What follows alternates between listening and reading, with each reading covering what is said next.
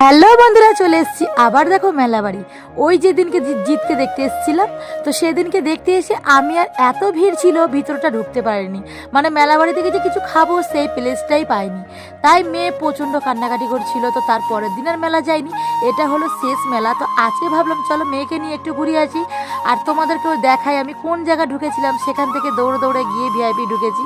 যাই হোক, তারপরে দেখো আমি মেলাটা একটু ঘুরে ঘুরে দেখাচ্ছিলাম। বেশ ভালোই ভিড় হয়েছে, কিন্তু জিৎ যেদিনকে এসেছিল সেদিনকে কিন্তু প্রচণ্ড ভিড় হয়েছিল। কারণটা কি বলতো, এত বড় একটা সুপারস্টার নায়ককে দেখতে কে না চায় বলতো, সবার ক্রাশ। যাই হোক, তারপরে দেখো এখানে একটা গায়িকা এসেছিল। এই গায়িকাটাও কিন্তু বেশ ভালো গায়িকা, বেশ ভালোই গান করছিল।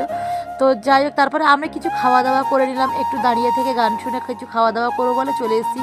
ওখানে মেয়েকে কিনে দিলাম পটেটো ফ্রাই, তারপরে দেখো আমি নিয়ে নিয়েছি ঘুগনি। তো এই ঘুগনিটা খেতে কিন্তু আমার মেলাবাড়ি খুব ভালো লাগে। তারপরে কাকুর ঘুগনিটা খুব ভালো ছিল।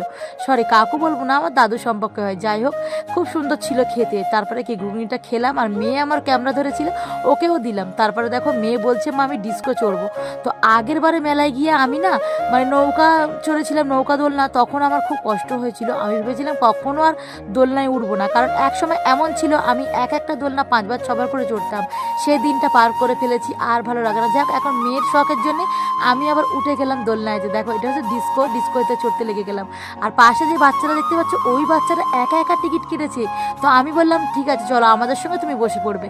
তো দেখো দুজনকে নিয়ে আমি চড়তে লেগে গেলাম। আর তারপরে কি, দোলনা থেকে নেমে কুলপি খেয়ে নিলাম। এই যে আমার ননদ এসছে, আমি এসছি, কারণ ননদকে বললাম চলো, ননদেরও মেলা দেখা হয়নি। আর মেয়েও খুব জেদ করছিল। তারপরে কি, মেয়ে দেখো রাত্রেবেলা গোলা খেয়ে নিচ্ছে। তো গোলা খেয়ে আমরা এবার যাবো বাড়িতে।